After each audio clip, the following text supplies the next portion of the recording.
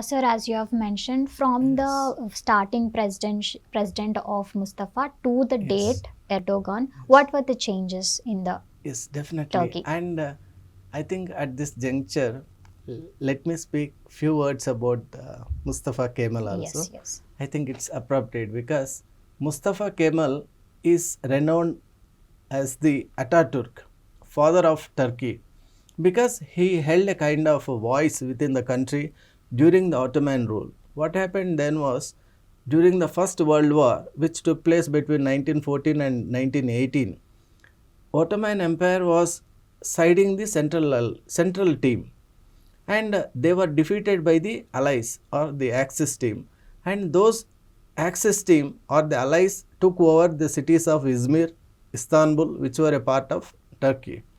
And the national movement or a kind of sentiment arose within Turkey under the leadership of Muhammad Kemal. Mustafa Kemal is called.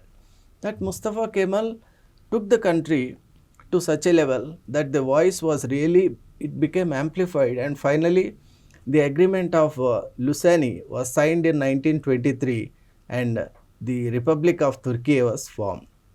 Now Turkey is exactly 100 years from its formation.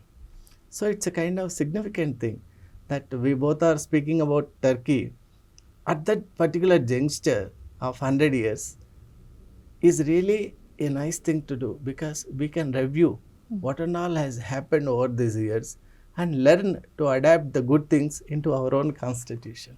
Sir, you have also mentioned it is the fourth most tourist Yes, destination. exactly. So, from the beginning itself, it attracted the whole world in its tourist sector. Yes, obviously, because Turkey was all along been a place of tourists. Mm. Its natural climatic situation, the climatic conditions were so nice. The flora, the fauna, and the type of culture, the food, everything was conducive to the international travelers. That is why Turkey has slowly become a place to visit and watch by everyone. And that trend continues even today. And it has got historical, educative value also. To the person of history and archaeology, it offers an immense lab of opportunities, I would call it. Turkey is a kind of lab for the archaeologists to explore, and for the anthropologists to study man in depth, and for the biologists to study the flora and fauna, because the species are really varied. Like that, for every researcher, Turkey offers scope for in depth study. And for the common traveler, he can have a nice ambience, he can enjoy the ambience, he can really enjoy the place because it has a kind of even temperatures, and it is a conducive place situated between Europe and Asia, an intermingling of two wonderful cultures. That's why I believe that Turkey is most visited and accessible also. Okay, sir, on this occasion, so have you been to Turkey, or else if you have researched on it, Yes. share us anything, some specialty popular in Yes, Turkey? definitely. It's a nice question, and I have been making a good study of the Middle East. Middle East and North Africa, it is titled under MENA project, Middle East and North Africa. When we study Middle East, we really get startled by the presence of Turkey, because Turkey is offering a kind of scenario which is really a rare to find in any other country, and Turkey is in a position to offer to a wide spectrum of researchers also.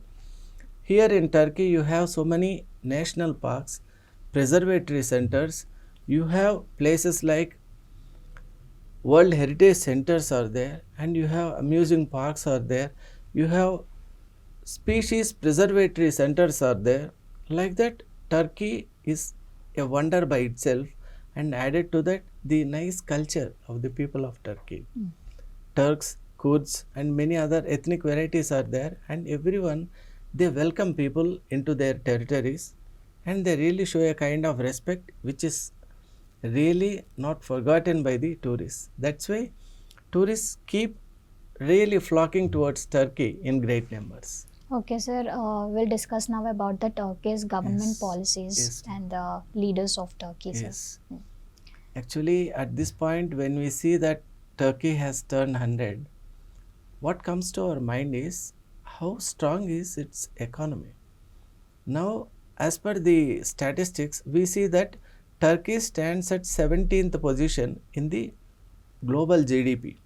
GDP, when we take into account, it stands at 17th position. And according to the statistics of PPP, triple P, it stands at 11th position.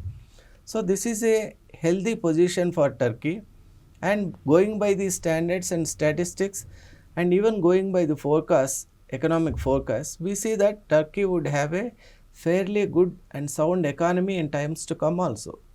This is a nice thing, but what is really required is a policy making. There, people are really quite apprehensive about Turkey nowadays, especially the war between Gaza and Israel has exposed few things. It has revealed few things which are really proving momentary for Turkey, because the people of Turkey should bear the cost of these revelations, and this is where everyone is really finding that Turkey would have a different type of leaning in times to come. Yes, sir. So, Because, what is Turkey's standpoint on the yes, ongoing war of Gaza and Israel? wonderful. Because I was really expecting this question. Everyone was thinking, ever since the onset of this war between Gaza and Israel, people were pretty sure that either Qatar or the Erdogan ruled Turkey and would find a kind of solution for this ever boiling pot of this war. But to the utter surprise of everyone, Erdogan maintained a kind of diplomatic silence for a Mm. long time. And finally, when the Islamic summit took place quite recently, there he revealed his true colors. There he showed that he was more a Muslim. He showed his religion, he gave more importance to religion than the political significance of that particular time. And that's where the European community really felt that his religious allegiance is more than his political outgoing. That is why the world over there is a kind of turn towards Turkey, stating very clearly that its adherence to the principles of Hamas and other military outfits is not in line with the international policies. Actually, Europe has abandoned Houthis, Hamas, and even Hezbollah. All the three were the militia, illegal militia of Iran. So, world doesn't really promote such groups. Even in India also, we have seen how ISI and so many other groups, LET, Lashkar-e Toiba, so many other groups have created havoc in our own country. We have seen how our beautiful valley of Kashmir was really shelled every day, and so many lives were lost because of these illegal groups. We have seen some groups coming from Bangladesh. We have seen such attacks from all Muslim countries. And even now, Afghanistan is being ruled by a fundamentalist group. It's not a democracy.